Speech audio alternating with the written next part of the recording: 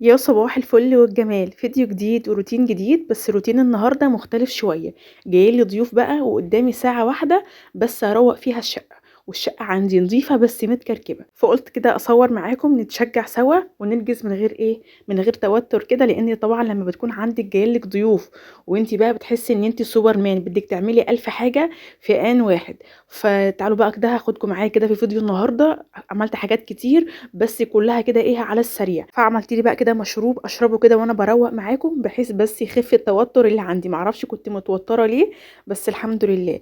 دخلت بقى هنا عندي على الغساله، حطيت كده فيها دور، وبدات كده وشغلتها. ودخلت بقى عندي على اوضه الاطفال، طلعت كده البطاطين تتشمس عندي على سور البلكونه. وهبدا كده بقى ايه زي ما انتم شايفين كده رتبت السراير.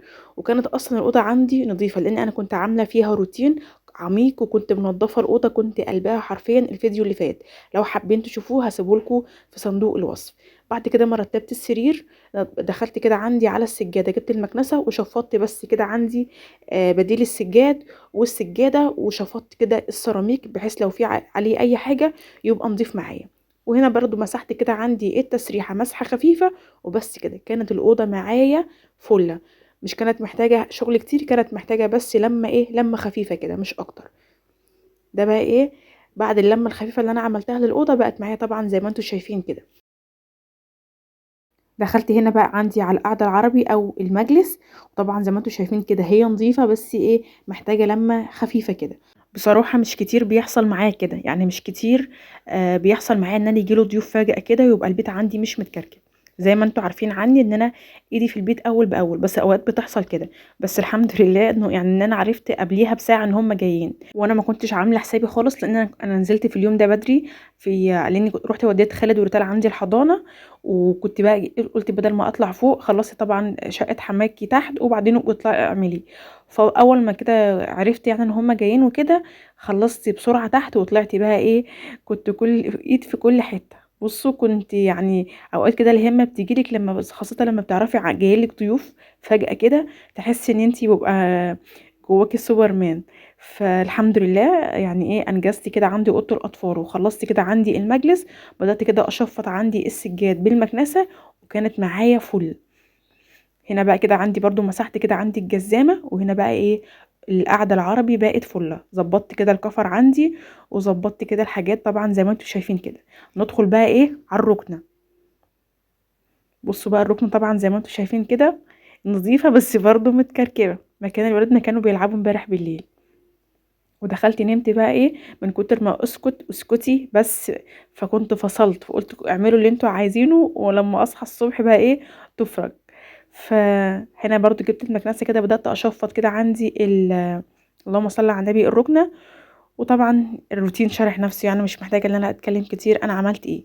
بس قولوا لي بقى انتوا بتعملوا ايه، يعني لما بيحصل معاكم موقف زي كده بتعملوا ايه؟ بتسيبوا الشقه مكركبه؟ ما اظنش يعني ان حد بيسيب الشقه مكركبه، غير يعني لا قدر الله هو تعبان قوي. فربنا يا رب يعافينا و... ويعدي بقى الشتاء دوت على خير. لان الشتاء يعني انا لسه الاسبوع اللي فات كنت بحكي معاكم في الفيديو اللي فات ان انا واخده دور برد كان عادمني صحتي. حتى والله العظيم من كتر البرد اللي كان عندي الكل دخل يسأل عليا، صحابي واخواتي وقرايبي، يا بنتي فينك مختفية فين؟ فالحمد لله كان دور برد شديد بس الحمد لله عديت منه يعني على خير. خلصتي بقى كده ايه في الانجاز ده بقى حلاوه ان دي حلاوه ايه لما تنضفي كده.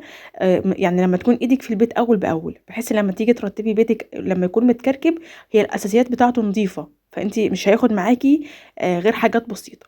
بعد بقى ما خلصت تنظيف حبيت كده ان انا ابخر عندي المكان كده ما نضفت، بحيث ان هو يسيب ريحه حلوه في البيت.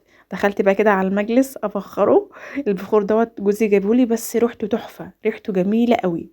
ودخلت هنا برضو على اوضه الاطفال، وندخل بقى كمان على الركنه نبخرها. مش عشان الحسد ولا حاجه ابدا والله، ده عشان بس الريحه تبقى حلوه في المكان. لان انا ما كانش عندي معطر، فقلت بما اني عندي بخور هبخر كده البيت، لان ريحته بصراحه ريحه البخور ده حلوه. مع ان انا من الناس اللي البخور بيخنقني، بس لو الريحه بتاعته نفاذه قوي، اما ده ريحته حلوه وهاديه في نفس الوقت.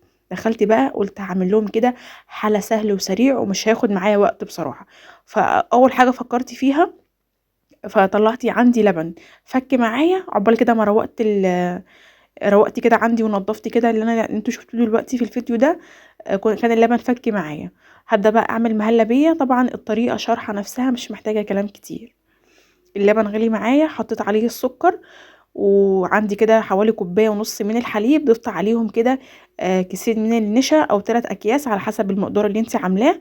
وهبدا كده ايه، وحطيت طبعا فانيليا. انا حطيت يعني حوالي 10 بواكي من الفانيليا، لان الفانيليا اللي عندي دي مش فيها كتير قوي، انا ما بحبش اجيبها اصلا بس كنت مضطره.